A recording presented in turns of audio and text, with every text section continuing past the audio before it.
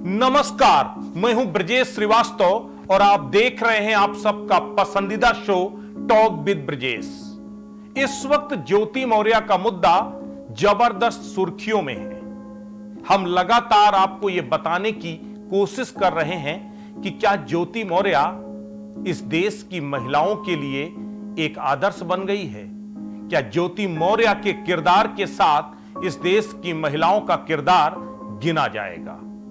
पहले आपको बिहार के बक्सर की एक महिला का एक दर्द सुनाते हैं, उसके बाद आज हम आपको एक कहानी सुनाएंगे। तो पहले सुनिए कि जो यूपी का घटना घटा है ज्योति मौर्य वाला, मेरे पति चाहते हैं कि अब हम भी नहीं आगे सक्षम हैं पढ़ाने में, लेकिन शुरू से लेके आज तक 10 साल से वो हमको पढ़ा रहे हैं और आज अगर पीछे हट जाएं तो ऐसे ही तो हर महिला का मतलब मनोबल टूटता जा रहा है। कल 136 पत्नियों ने अपने पत्नी को बुला लिया प्रयागराज से, जो पीसीएस की तैयारी कर रही थी। अब उन लोगों का सपना तो सपना ही रह गया। इसी तरह तो हर महिला यूपी बिहार या हर देश में प्रदेश में जहाँ देखिए यही न्यूज़ चल रही है। हर लोग पीछे हटते रहें, सब लोग कह रहे हैं कि बेटी पढ़ाओ पत्नी नहीं। तो क्या पत्नी से क्या बोल रहे थे? वो बोल रहे हैं कि हम इसमें अब सक्षम नहीं हैं, हम भी नहीं पढ़ाएं। अगर पढ़ाएं अकल का यही घटना हो जाए तो देखिए हर कोई एक जैसा तो नहीं है, हर कोई एक जैसा नहीं है। हम नहीं मतलब ऐसा करेंगे, लेकिन कह रहे हैं कि नहीं, आगे का मन मति कौन जानता है कि कब क्या होगा। ऐसे ही हर औरत का मनोबल टूटता जा रहा है। बड़ा बाबू से मिली तो क्या बोले बड़ा बाबू? बोले कि नहीं ऐसा नहीं है, आप लोग अपने में विचार कीजिए, ऐसा नहीं होना चाहिए। अब एक आदमी कर दिया तो क्या सब लोग कर देंगे? ऐसे ही तैयारी करती थी आप? बीपीएससी का। अच्छा, एक शादी 2010 में हुई। अच्छा, एक बार और आपने बीपीएससी के लिए एग्जाम दिया? जी, उस टाइम 7-8 नंबर से मेरा चूक गया था बीपीएससी। अच्छा, 7-8 नंबर। उस टाइम से फिर मैं कंटिन्यू पढ़ाई करती रही और अभी फिर लक्ष्य है ऑनलाइन कर रही हूँ पढ़ाई अभी, और अब ऑफलाइन होने वाला था पढ़ाई यहाँ पर जो चालू होने वाला है। तो बोल रहे हैं कि नहीं, अब हम इसमें सक्षम नहीं। क्या नाम?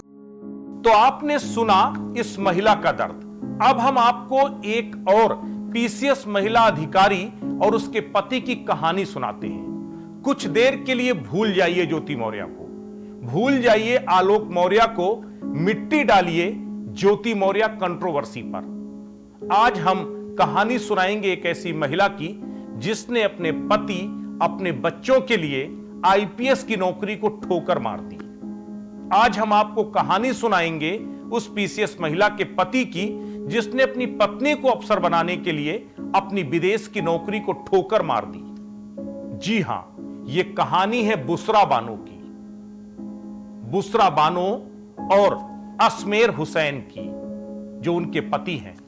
उत्तर प्रदेश के कन्नौज की रहने वाली बुशरा बानो 2020 बैच की पीसीएस अधिकारी है और वो इस वक्त फिरोजाबाद के टुंडला में एसडीएम के पद पर तैनात है। अलीगढ़ मुस्लिम यूनिवर्सिटी से पीएचडी करने वाली बुशरा बानो की शादी सऊदी अरब के एक विश्वविद्यालय में सहायक प्रोफेसर के पद पर तैनात असमेर हुसैन से हुई थी। असमेर हुसैन से शादी करने के बाद बुशरा अपने पति के साथ सऊदी अरब चली गई। पति के साथ विश्वविद्यालय में बतौर सहायक प्रोफेसर पढ़ाने लगी, लेकिन सऊदी अरब में उसका मन नहीं लगा। वो अफसर बनना चाहती थी, लेकिन पति का प्यार उनके करियर के आड़े आ रहा था। लेकिन जब पति ने अपनी पत्नी का वो दर्द समझा तो पति ने यह तय कर लिया कि अब अपनी पत्नी को अफसर बनाने के लिए वो अपनी नौकरी छोड़ देगा। और आखिरकार पति ने अपनी नौकरी को त्याग कर पत्नी को अफसर बनाने के लिए साथ लेकर वापस हिंदुस्तान लौट आया। उसके बाद 2018 में बुशरा ने यूपीएससी का एग्जाम क्रैक किया। फिर 2020 में यूपीएससी का दूसरा एग्जाम क्रैक किया जिसमें उसे आईपीएस कैडर मिला। इससे पहले मन का कैडर नहीं मिला था। लेकिन तब तक बुशरा बानो के 2 बच्चे हो चुके थे, 2 बच्चों की मां बन चुकी थी बुशरा। दोनों बच्चे सिजेरियन सर्जरी से हुए थे। इसके अलावा बुशरा बानो की 2 और बड़ी सर्जरी हुई। यूपीएससी क्रैक करने के बाद जब बुशरा को आईपीएस का कैडर तो मिल गया, लेकिन उसको यूपी कैडर नहीं मिला। लेकिन तब बुशरा के पास अपने बच्चों की बड़ी जिम्मेदारी थी, क्योंकि उसके पास 2-2 बच्चे थे। उसके पास पति की जिम्मेदारी थी, परिवार की जिम्मेदारी थी। आखिरकार बुसरा ने जब 2020 में ही उसे पीसीएस एग्जाम दिया और पीसीएस एग्जाम में 6वीं रैंक हासिल की, तब बुसरा ने अपने बच्चे, अपने पति, अपने परिवार के लिए आईपीएस जैसी प्रतिष्ठित नौकरी को भी ठोकर मार दी और 2020 में फिरोजाबाद सदर में एसडीएम के पद पर ज्वाइन कर लिया। घरेलू परिस्थितियां थीं, उसको देखते हुए बुसरा बानो ने एसडीएम बनकर यूपी में ही सेवाएं देना उचित समझा। आप सोच सकते हैं, तो वहीं पति भी अपने पत्नी को अफसर बनाने के लिए चूंकि नौकरी छोड़ करके वापस आ गया था। तो ये जो बुसरा और उनके पति की कहानी है, ये है असली समर्पण की कहानी। ये है पति और पत्नी का एक दूसरे के लिए विश्वास। अब आप तय कीजिए कि दोनों एक ही ओहदे में काम करने वाली ये दो महिलाएं हैं। अब आप इसमें किसको अपना आदर्श बनाना चाहेंगे, ज्योति मौर्य को या फिर बुसरा बानो को? बुसरा बानो और उनके पति किसी भी परिवार के लिए एक मिसाल हो सकते हैं, क्योंकि दोनों ने लगभग बराबर त्याग किया, दोनों ने एक दूसरे की इच्छाओं का सम्मान किया, दोनों के दिल में अपनी अपनी जिम्मेदारियों का एहसास था।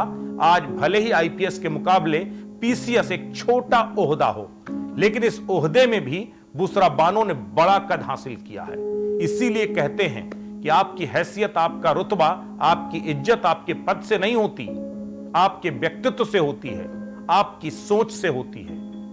ज्योति मौर्य ने पद तो बड़ा हासिल कर लिया, लेकिन अपनी सोच छोटी करके अपना रुतबा, अपनी हैसियत, अपनी इज्जत सब कुछ गंवा दिया। ऐसे में समाज को बुसरा बानो जैसी महिलाओं को अपना आदर्श बनाना चाहिए, ना कि ज्योति मौर्य जैसी महिलाओं को। हम लगातार ज्योति मौर्य के मुकाबले खड़ी उन तमाम सफल महिलाओं की तुलना करके आपको सिर्फ एक चीज बताना चाहते हैं, एक चीज समझाना चाहते हैं कि इस वक्त एक अलग तरीके का माहौल चल रहा है।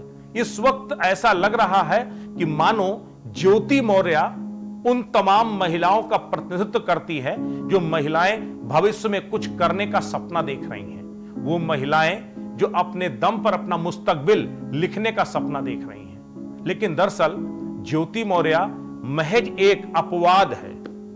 ना जाने कितनी और महिलाएं हैं जिन्होंने ज्योति मौर्य से ज्यादा बड़ा कामयाबी का सफर तय किया है, लेकिन आज भी उनकी विनम्रता, आज भी उनकी जो शालीनता है, परिवार के प्रति उनके दायित्व हैं, वो अपने आप में लाजवाब है। इसीलिए कहते हैं ऊंचाई पर चढ़ने का मतलब अहम नहीं होता।